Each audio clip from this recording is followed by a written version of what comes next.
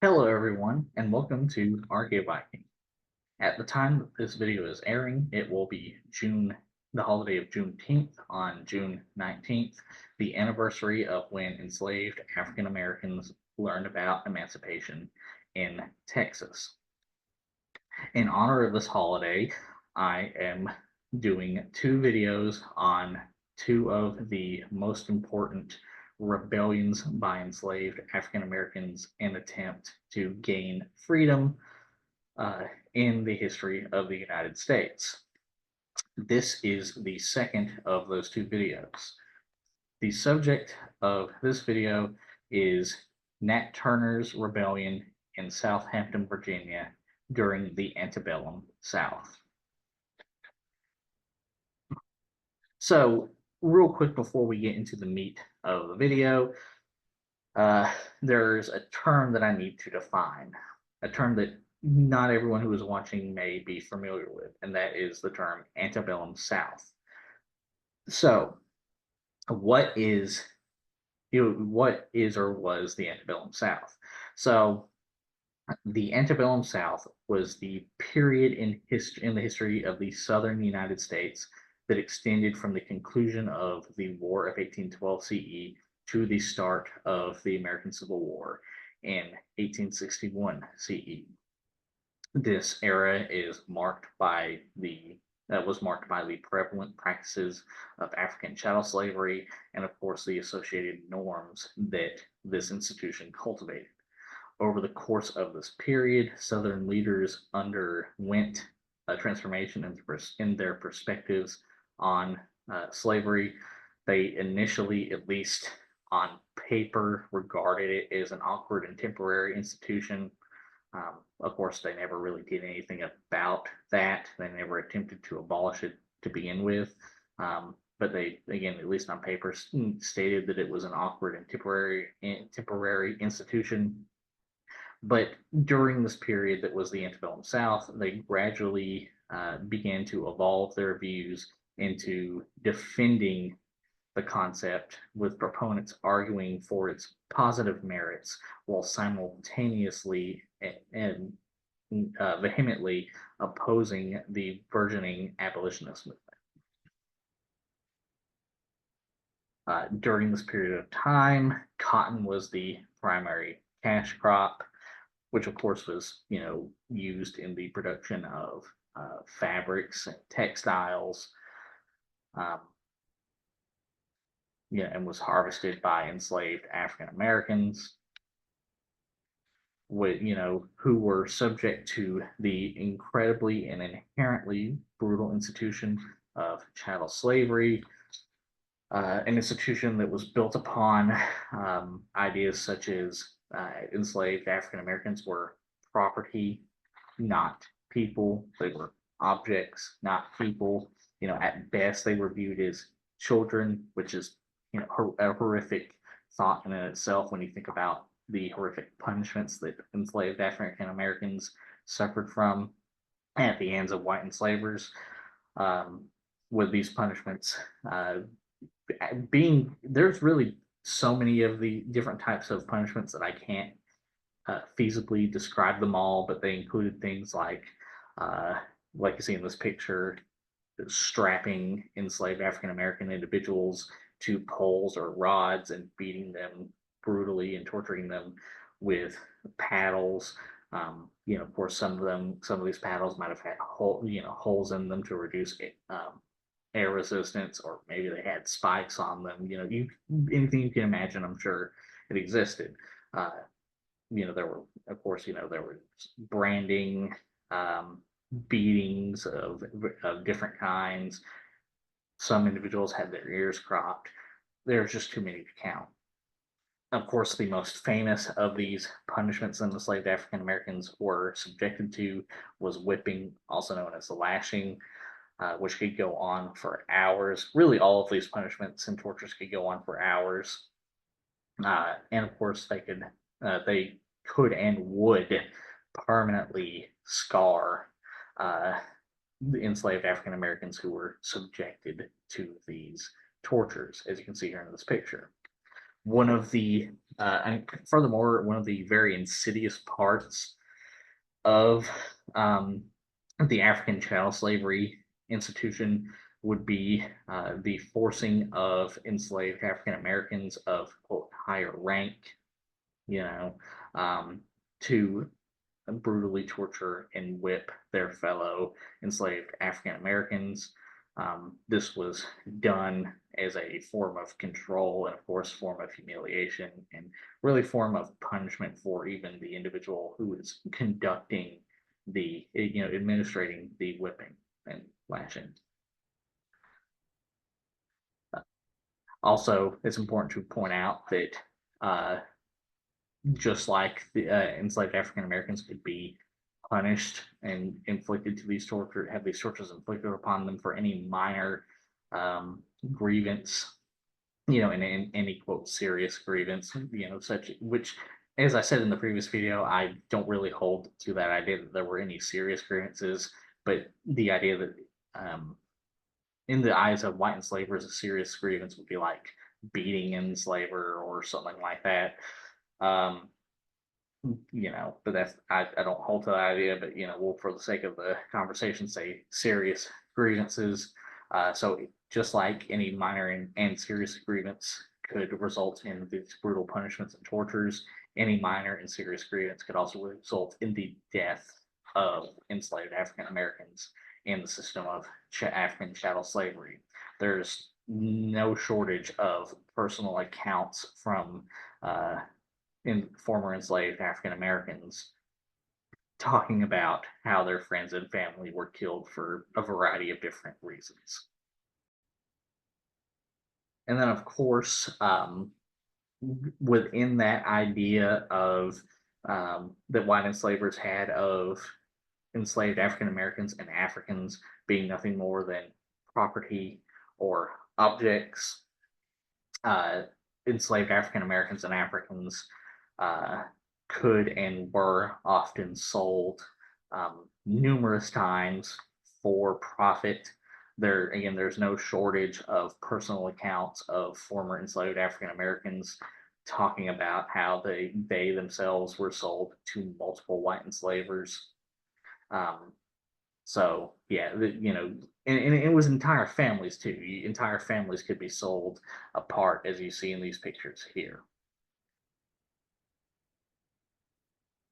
Not only that, what one could argue is one of the absolute, is I don't want to say the most insidious, but it's right up there with one of the most insidious things about the institution of African chattel slavery.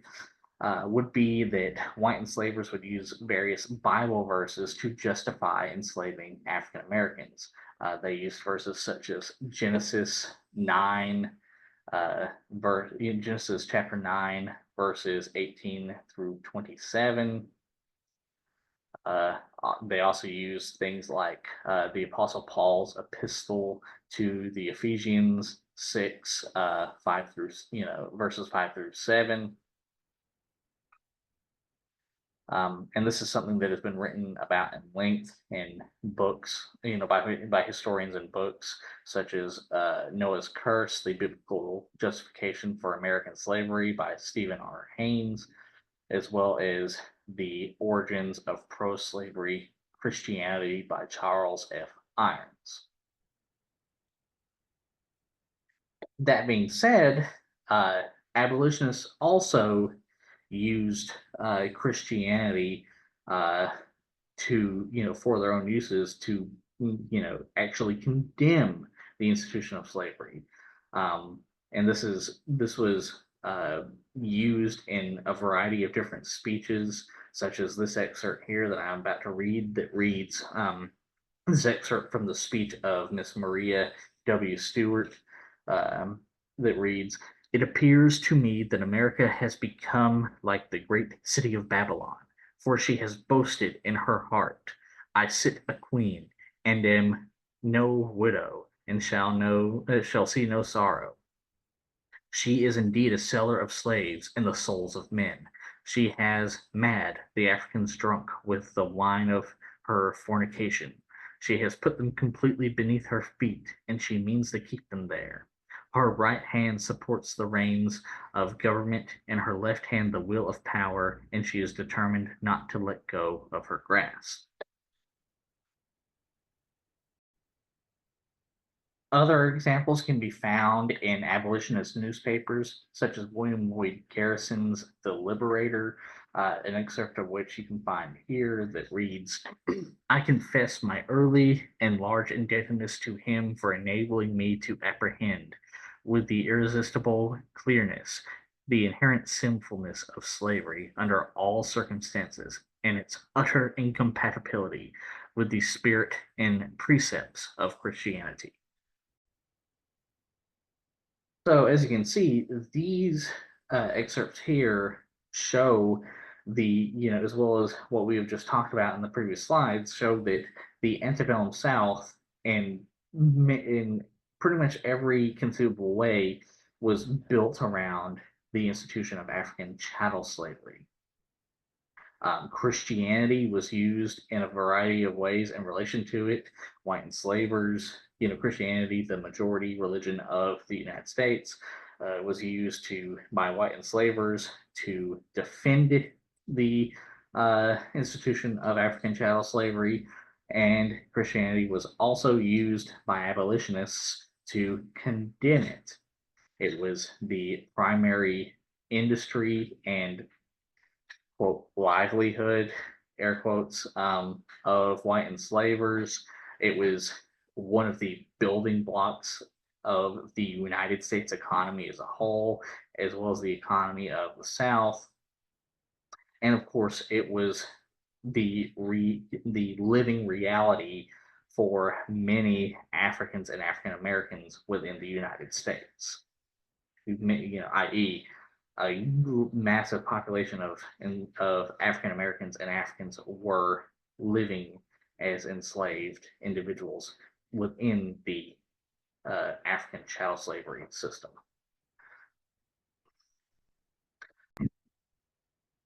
Which brings me to Nat Turner himself, specifically his early life.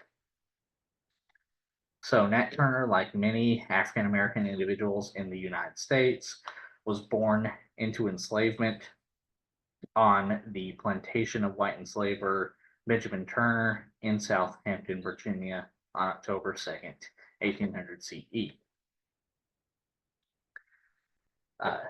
At a very young age, Nat Turner was taught to read, like many of the other enslaved African American children on Turner's plantation.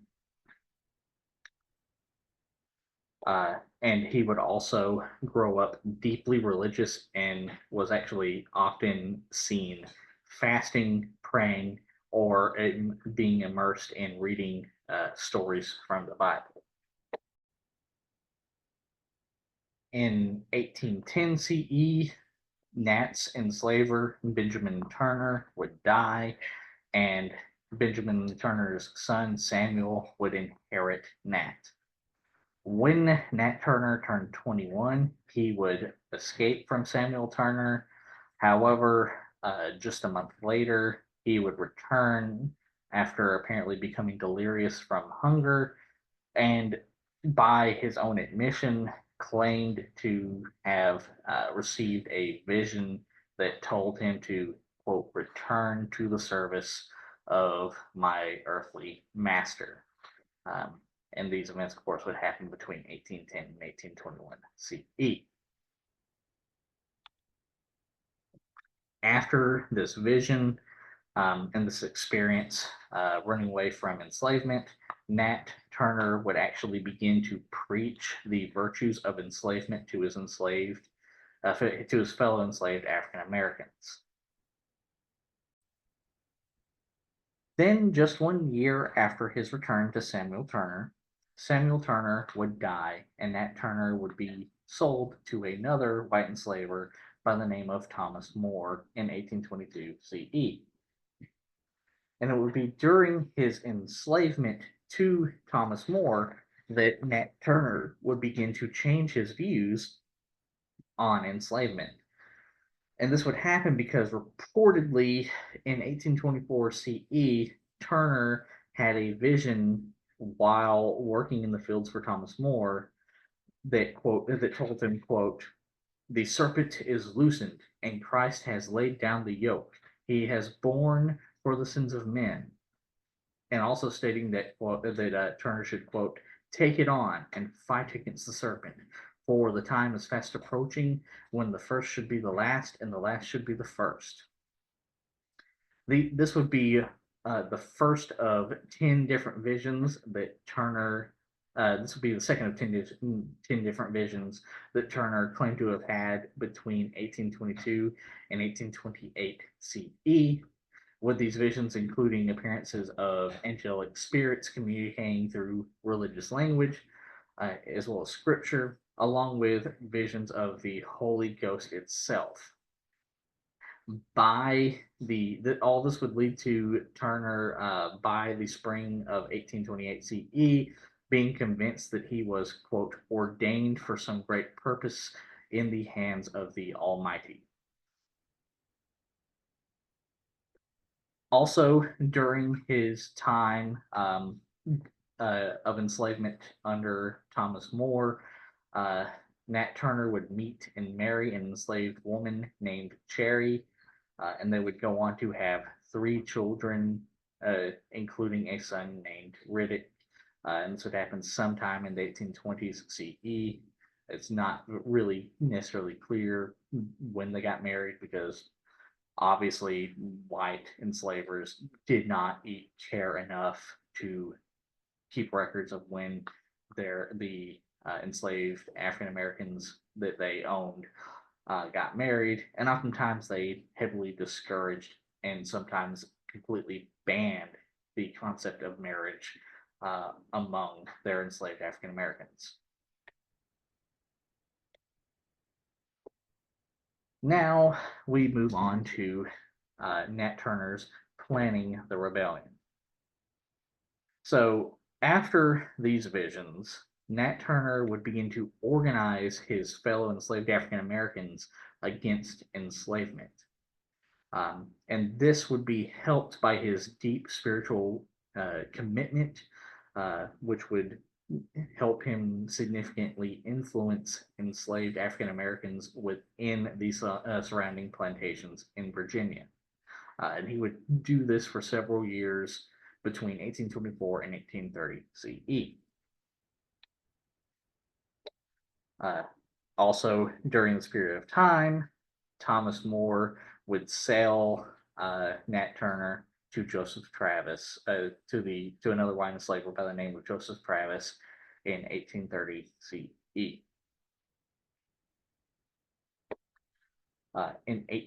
On February 12th, 1831 CE, an event known as an annular solar eclipse, or solar eclipse where that little yellow sort of corona is still visible, was visible in Virginia and most of the southeastern United States. And when this happened, Turner, by his own admission, envisioned this as a black man's hand reaching out over the sun, and he believed that this was God's signal to, quote, slay my enemies with their own weapons. After this event, Nat Turner and his conspirators would plan on starting the rebellion on Independence Day, for the 4th of July, for obvious symbolic reasons. And they would do this by often using songs as code to secretly communicate plans with each other, because obviously they couldn't communicate about them in the open, otherwise they would get caught, or they had a high likelihood of getting caught. However, Turner would fall ill, and this illness would prevent Turner from starting the rebellion. But this would not stop the Turner and the rebels from continuing their plans. In fact, they would use this as an opportunity to better prepare for their rebellion. On August 13th, another atmospheric disturbance would appear. Specifically, the Virginia sun would appear bluish green, which was possibly the result of a volcanic plume produced by the produced by the eruption of Ferdinandea Island uh, off the coast of Sicily. And Turner would take this, like the previous event, the eclipse, as a divine signal, and would start the rebellion just a week later on August 21st. Um, Obviously, these events would happen between August 13th and August 21st, 1831 CE. And here are just a couple of maps sort of showing why the most likely cause of this bluish green haze of the sun was from that volcanic eruption. And here is another one of those here, just sort of quantifying and explaining why it is assumed that that was the cause. Okay, so now finally officially starting the rebellion, the rebels, who now numbers, around 70 people, 70 individuals, would arm themselves with knives, hatchets, and blunt instruments like hammers and, clubs and other things like that. And they would do this because firearms were too difficult to collect, and they also purposely avoided attempting to collect them because they would draw unwanted attention. They would then initiate the rebellion and essentially indiscriminately kill every white American and white enslaver that they could come across. And this is because the cruelty inherent in African chattel slavery was not just um, sequestered, to white male Americans. Uh, Women and children could be just as cruel to enslaved African Americans as their husbands and fathers. And I know that's a very difficult subject to talk about, but unfortunately, that was the reality. Basically, any of the punishments that could happen to enslaved African Americans at the hand of white male um, American enslavers could also happen at the hands of women and children. In fact, the wives of enslavers oftentimes took out their frustrations or their angers at their husbands, or their jealousies at their husbands, say having a mistress or what have you, on enslaved African Americans, particularly women, and of course children, did it to both women and men and children. Cruelty was endemic in the entire plantation society, not just white male American enslavers. And here's sort of a depiction of what that sort of would look like. And I'm not saying that, as a father and somebody who has lost children, I'm not saying, how to put this, to me, killing children, is inherently horrible. However, we can't just look at it through that lens. We have to understand the lived experiences of enslaved African Americans and understand what they were suffering through at the hands of men, women, and children. White men, women, and children who were enslavers. So while it's cruel, while it can be viewed as cruel, it's also something that is incredibly understandable for Turner and the other rebels to have done. Nat Turner and the rebels then would travel from house to house, specifically avoiding the house where Turner's wife and children are located, freeing during this march, freeing enslaved African Americans and killing white Americans. The last to be attacked is the house of Rebecca Vaughn. During this march, the rebels would kill approximately 60 people from the start of the rebellion on August 21st up until August 23rd, 1831 CE. In response to this rebellion, the Virginia State Militia would be called in. The militia would defeat and disperse the rebels, as they would have twice the manpower of the rebels, and they were better armed, and they also had 3 companies of artillery. Unfortunately, there's not a lot that knives, hatchets, and hammers and clubs can do against cannon fire. And this defeat and dispersal would happen on August 23rd, 1831 CE. Now this brings us to our next section, the retaliation for Nat Turner's rebellion. So the retaliation for Nat Turner's rebellion would start with, one could argue that the militia being sent out against them was the start of it, but really the start of this retaliation started when the local militia was joined by detachments of U.S. military brigades being sent from the USS Natchez and the USS Warren in Norfolk, and also being joined by militias from neighboring counties in Virginia and North Carolina. And this would happen just one day after the Virginia militia initially defeated the Nat Turner's rebels on August 24th, 1831 CE. Meanwhile, in Southampton County, enslaved African Americans suspected of participating in the rebellion were beheaded by the militia, and their severed heads were mounted on poles at crossroads to intimidate both free and enslaved African Americans. In fact, a local road on what is now Virginia State Route 658 was called, and is still called, Blackhead Signpost Road, after it became the site of one such display.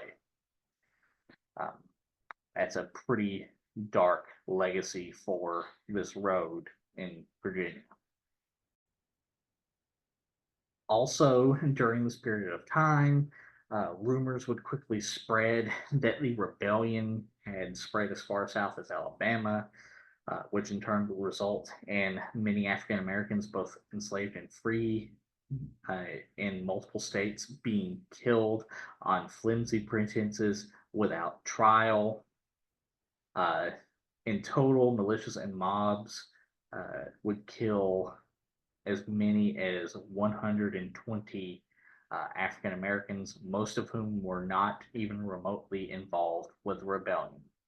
And these killings would happen between August 24th and September 26th, 1831 CE. Now we come to Nat Turner's capture. So Nat Turner's wife, so Nat Turner had still yet to be captured at this point in time, and searching for him, Nat Turner's wife would be beaten and tortured by his pursuers in an attempt to get her to reveal his plans and whereabouts. And this would happen on September 26, 1831 CE.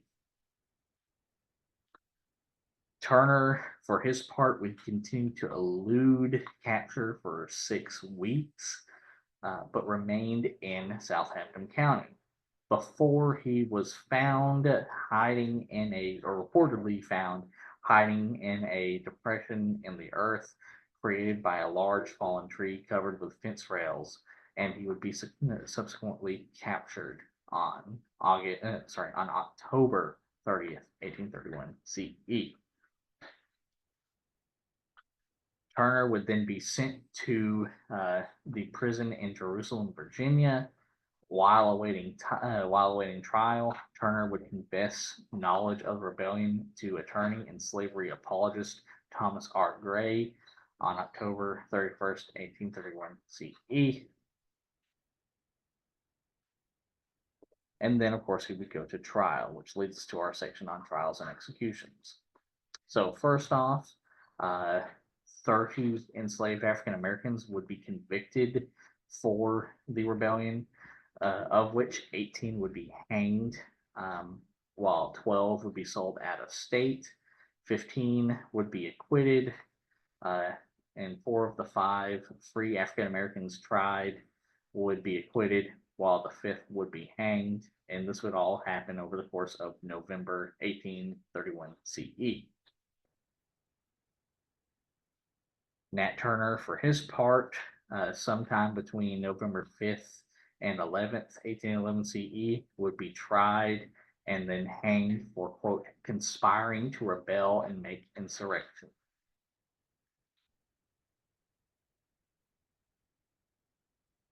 Now we come to the aftermath of Nat Turner's rebellion. So one of the more immediate aftermaths of Nat Turner's rebellion would be states like Maryland, Kentucky, and Tennessee criminalizing teaching African Americans to read and write, as well as restricting African Americans from holding religious meetings without a licensed white minister.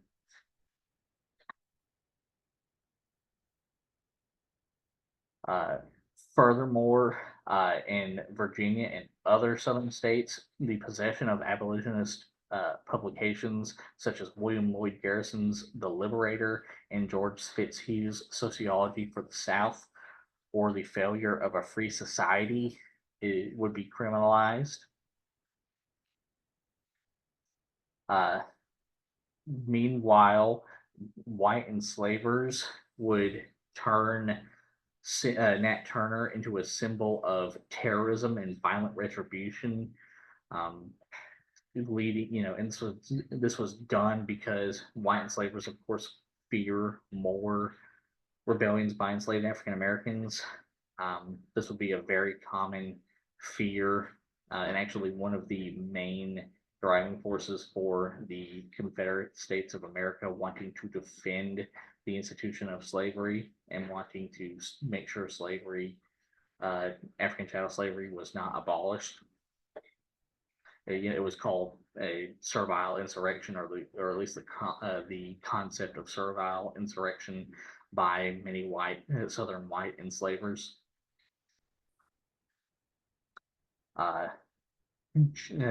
Just a couple of weeks after the execution of Nat Turner, Thomas R. Gray would publish the Confessions of Nat Turner, based on, of course, the conversations he had with Turner before the trial, but also research he had conducted on Turner while Turner was in hiding.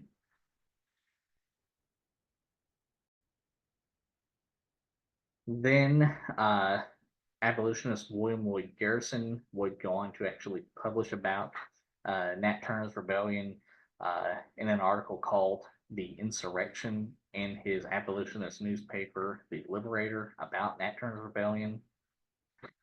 Meanwhile, in sort of a direct opposite of William Lloyd Garrison's publication of Nat Turner's rebellion, the fear caused by Nat Turner's rebellion and the concerns raised in the emancipation debates that followed would result in politicians and writers defining slavery as, quote, a positive good, and the writings of these politicians would be collected into a book known as the pro-slavery argument, as maintained by the most distinguished writers of the southern states.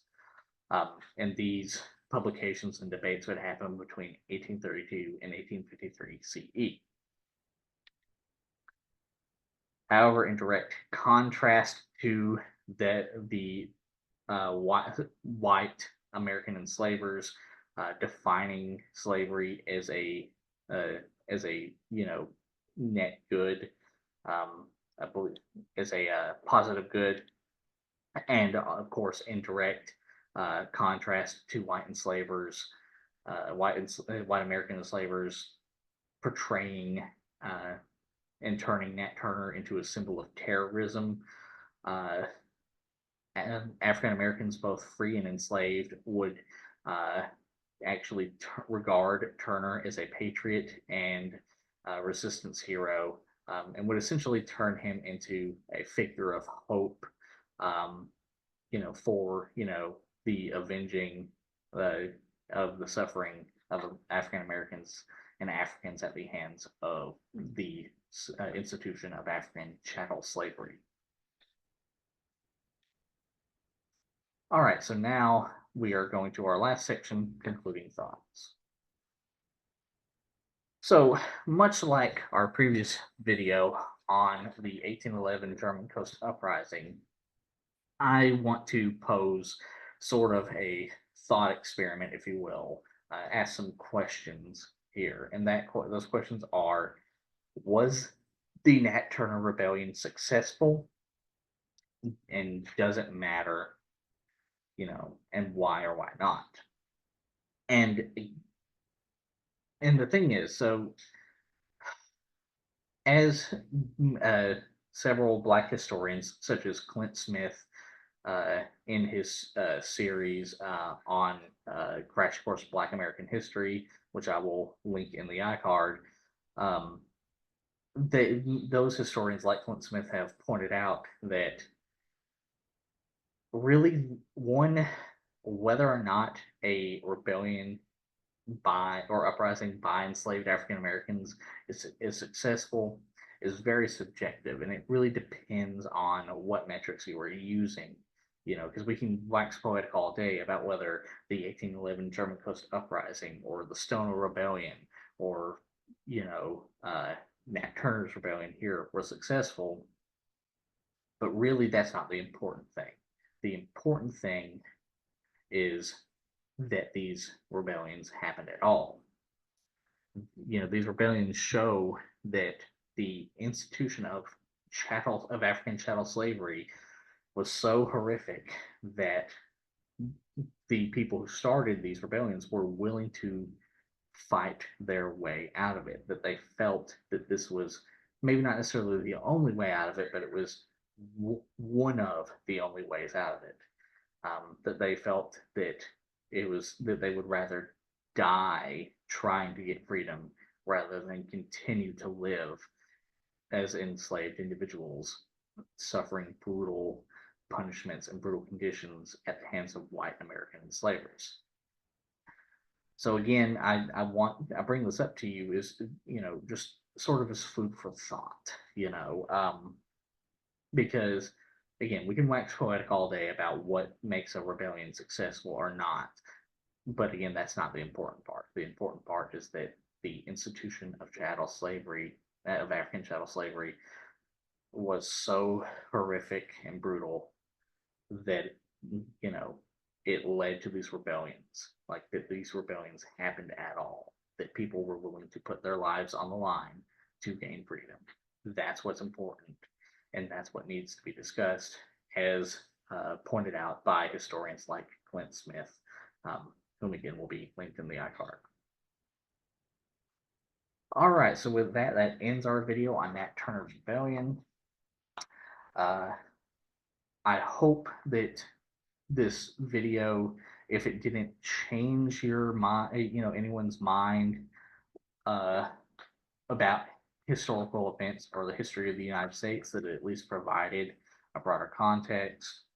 And of course, above all of that, I really do hope that it did change people's minds, or, maybe it just educated people. Maybe you knew about Nat Turner's rebellion, but you didn't know like the facts of the matter or the broader details, and now you're more informed. Whatever the case, I hope that this video was truly informing to everyone watching. So with that, we're going to end the video. Remember to like, share, and subscribe. And if you would like me to cover any of the subjects that I mentioned in the video in greater detail in later videos, please feel free to leave a comment in the comment section. And I hope you all have a good day.